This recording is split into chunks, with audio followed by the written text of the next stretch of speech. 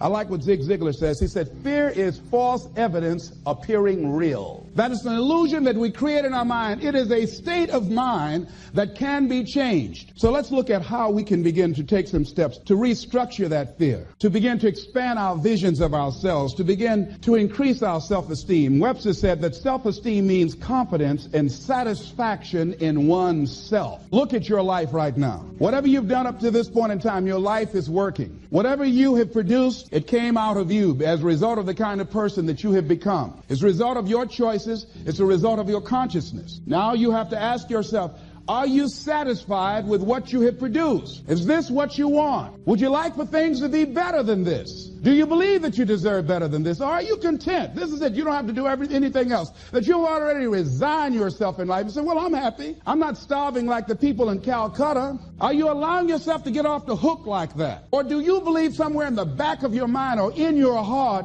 that there's some other great work for you to do? There's something else that life has for you. And that's why you're here. How do we handle this fear factor? How do we increase our self-esteem? You have to begin to fortify yourself. How do we do that? I believe that you have to begin to consciously monitor your inner conversation and start talking to yourself. Start building yourself up. Sometimes the only good things you will hear about you are the things that you say to you. Young lady that was in the audience this afternoon said to me, I told myself yesterday for the first time, I'm proud of me. And she said, I felt good about that. So I'm saying learn to be your own booster. Start building yourself up. Start encouraging yourself. Start saying, I can do this. I can make this happen. When I started thinking about becoming a speaker, I said, yes, I can do this. I can make this happen. When I start trying to convince myself I can be a businessman after flopping and failing and losing thousands of dollars and feeling stupid and dumb and having people take advantage of me because of what I didn't know. I had to talk to myself because people were saying to me that I was dumb. And somewhere in the back of my mind, I was saying, you're right. Look at what I've done. I had to say, no,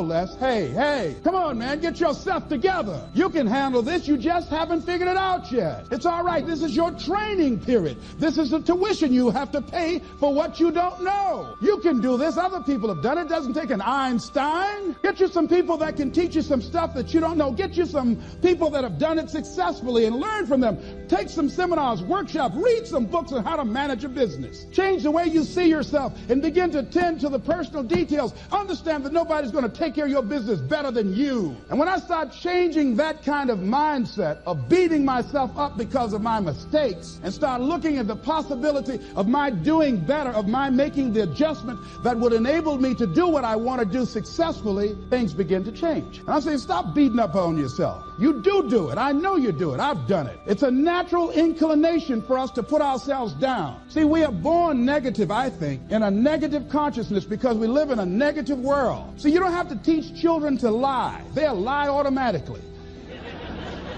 Did you wet in your pants? No, I did not. Well, what is that? I don't know. You don't have to encourage kids to misbehave. They will do it by themselves. You don't have to encourage them to do the wrong thing. They will do it automatically. You have to correct their behavior. So I'm saying that we have to work through the challenges of life in learning how to begin to work to fortify ourselves. Repeat after me, please. I can live my dream.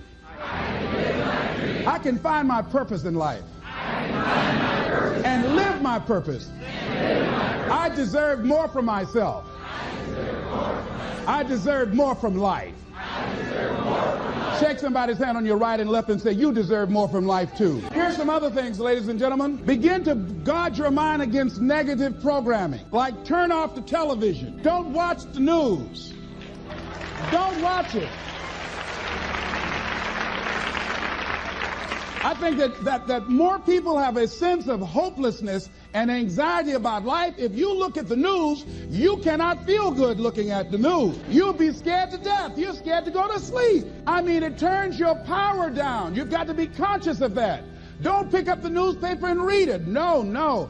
Just try this. Just experiment with yourself. Now, if your job depends upon you knowing certain things, let somebody tell you just about those things. But start filtering the stuff you allow to come in your mind. You know that song you used to say, don't let nobody bring you no bad news. I tell my staff, look here, don't tell me any bad news while I'm on the road. Let me handle it tomorrow. I don't like anybody to tell me any bad news at night before I go to sleep. I can't do anything about it anyhow. Why let me go to sleep with that on my consciousness? No. And my staff, they know that. Say, let it wait till tomorrow. And I have a period of time. Tell me bad news between 10 o'clock and 12 noon. After I prayed and meditated and read my books, I'm fortified. I'm ready to handle it.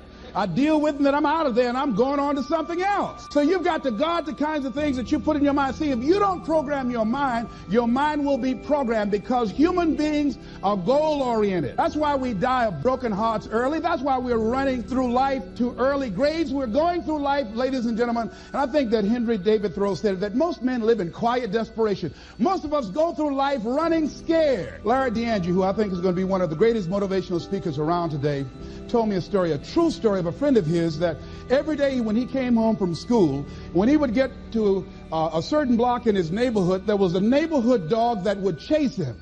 And that dog would start after him barking. Boy, he would run, just running from that dog every day. Finally, he just got tired of that dog chasing him every day. He said, this dog come around here today, I'm going to take a brick or something and bust him in the head. So he was walking home that day, minding his own business. Sure enough, same area, there was that dog there. The dog started barking, he started running. He saw a brick, and he stopped and picked up the brick and turned around. And the dog got close to him. He realized the dog didn't have any teeth. He said he put the brick down. He said, get on out my way. And ladies and gentlemen, all our lives, many of us go through life running from things that ain't got no teeth to do us any harm.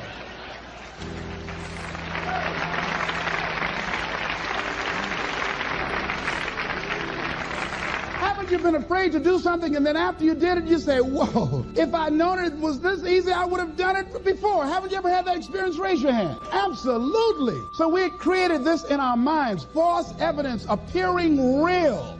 We made it real in our minds. That's why Churchill said there's nothing to fear but fear itself. That's the destructive monster. So turn off things that can contribute to your fear. Turn a deaf ear to people that all they can do is talk about how negative things are, because they have bought into the consciousness of the world. Start attending workshops, seminars, listening to tapes on a daily basis to begin to recondition your mind, to retrain your thinking. Faith comes by what? Hearing and hearing and hearing. Listen to things that can empower you, that can enable you to create a new reality for yourself, in a new life for yourself.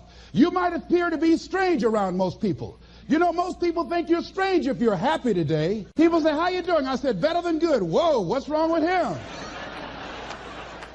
Just go around smiling and watch people. Look at this. Is this a weird guy over here? Because most people don't smile. Watch them. Look at their faces in the morning. Here we go, another Monday morning. How you doing? Haven't had my coffee yet. Don't ask me. See, these people have not found their purpose in life. That's why they're grumpy. That's why they're miserable. That's why they're so negative. They're hurting, and they want to hurt other people. So start practicing using programs for your mind. Seminars, books, workshops. Keep a journal. Record your thoughts. What's happening with you? Every day when you get up, have a journal near you. I use a Jack Boland journal so that I can write down my ideas. I keep it by my bed so I can write down my thoughts. See, ladies and gentlemen, we get 3 to 4 thoughts a year that if we would act on those thoughts, they could change our life. Don't say, well, I'll remember that. No, write that thought down. I got a thought today I wrote down. A friend of mine is in the hospital. His morale is low. They're talking about amputating his foot.